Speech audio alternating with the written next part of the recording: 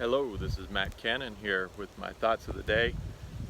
I just have a few quick thoughts for you, and it's actually just started raining out here, but I'm gonna record my video anyway because I'm already out here, I might as well. And the thought I have is the power of how. The power of how. And a lot of people don't think much about it, but have you ever been in a situation where you wanted something and you immediately reverted to the way of thinking that says, I just can't have that? So maybe, and I'll be materialistic for a minute, so bear with me, just to make a point, not because I want this to be something to help you gain material things, although it can help you gain material things. But let's just take the instance of a watch. Say you want a really nice, fancy watch, and the first thing you say is, I'll never get that watch, or I gotta wait 10, 15 years to get that watch because it's too expensive. So you immediately train yourself to say, I'm not going to get that watch because it's too expensive.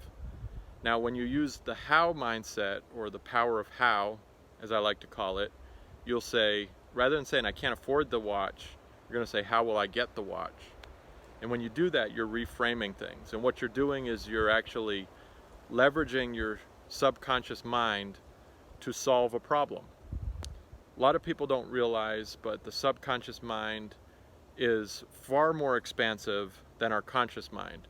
The conscious mind is, if you do 2 + 2 = 4, you're using your conscious mind. If you make a decision, I'm going to walk this way, or I'm going to go that way, or I'm going to drive my car from point A to B, that's using your conscious mind.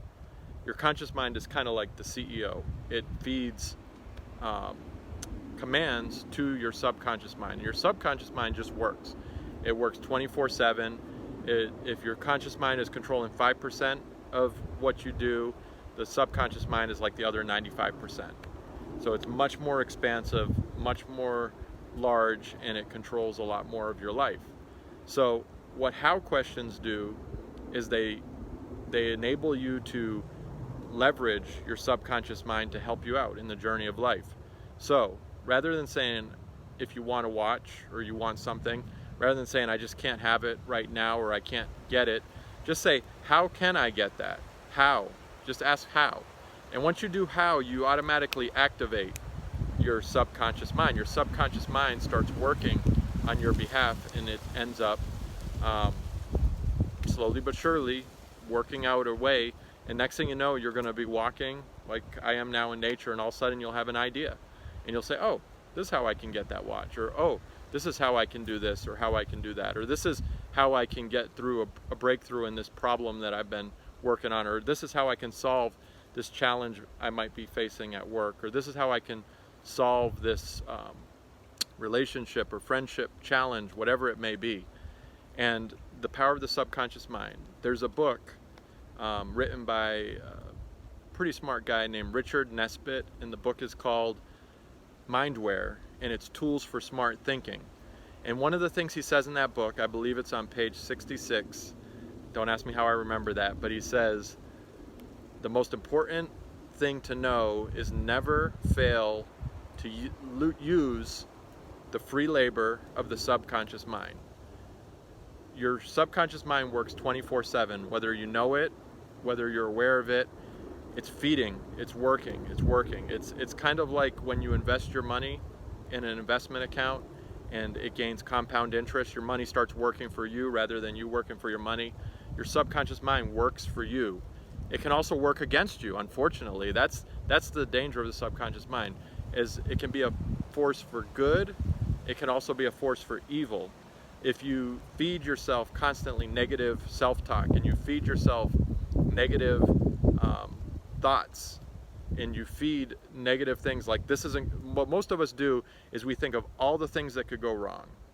We think of, I'm gonna walk into this situation, this meeting, I'm gonna say something boneheaded, next thing you know, this is gonna happen, this is gonna happen, this is gonna happen. And we go all the way from waking up in the morning to getting in a car accident on the way to work. We oftentimes race through our mind of all the bad things that could happen, rather than feed positivity into our mind, rather than feed how questions into our mind, rather than feed ourselves with priming our subconscious mind to solve problems and challenges for us in a positive way. So when you ask how questions, you're you're leveraging that subconscious mind. So just try it. Try it after you watch this video. Rather than think of something that you can't do, but you want to do, think of how could I do that thing that I want to do. And when you do that, you're going to learn how the subconscious mind works. And you're going to see the power the subconscious mind has. So this is just my quick thoughts for the day. The power of how, the power of the subconscious mind. Do a quick little exercise. Instead of giving that self-talk of what you can't do, ask the question now, how could I make this happen? How could I buy that house I want to buy? How could I get that car I want to get?